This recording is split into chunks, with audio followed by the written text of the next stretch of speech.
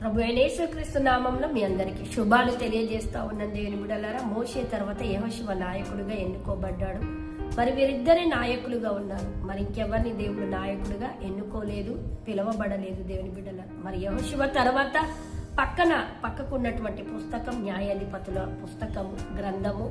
మరి న్యాయాధిపతుల గ్రంథం ఏంటిది అంటే, మరి ఇశ్రాయేలు ప్రజలకి న్యాయాధిపతులనే పుట్టించాడు, నాయకులను ఏర్పాటు చేయలేదు. ఎందుకు అనే మాటను మీకు తెలియజేయాలని ఆత్మలో ప్రేరేపించబడ్డాను. మరి యెహోషువ గ్రంథం 24:15 అంటుంది, నేను నా ఇంటి వారి యెహోవాను సేవించదము.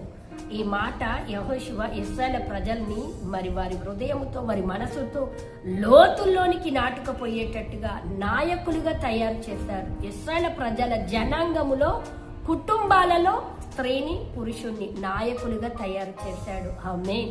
దేవుడు ఒక్క నాయకుడిని తయారు చేస్తే యెహోషువ దేవుని కృపను దేవుని ఆత్మతో ఇశ్రాయేలు ప్రజల జనాంగములో నుండి కుటుంబాలలో నాయకుడిని తయారు చేశాడు. కనుకనే నాయకుడు అవసరం లేకపోయింది దేవుని బిడ్డ. కానీ మరి అక్కడ జరిగినటువంటి బాధకరమైన విషయం ఏంటిది అనంటే, వారి పిల్లలకి దేవుని గురించినటువంటి వాక్యము, మరి ఆజ్ఞలు, శాసనాలు, ధర్మశాస్త్రము వారి తరం వరకే నేర్చుకొని ఉన్నారు. న్యాయాధిపతుల గ్రంథం 2:13 అంటుంది, దేవుని ఎరుగని ఒక కొత్త తరం వచ్చిందంట. ఆ తరము మరి నాయకుడు లేని తరము. నాయకుడు లేని జనులు కట్టులేక తిరుగుతారంట దేవుని బిడ్డలారా.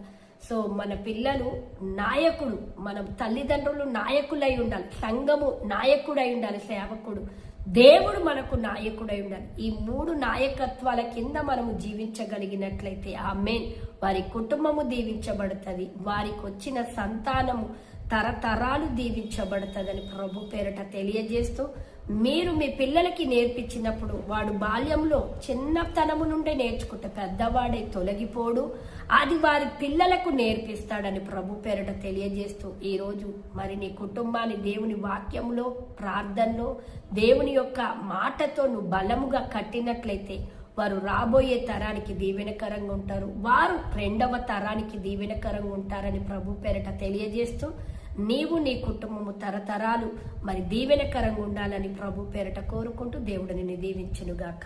ఆమేన్. God bless.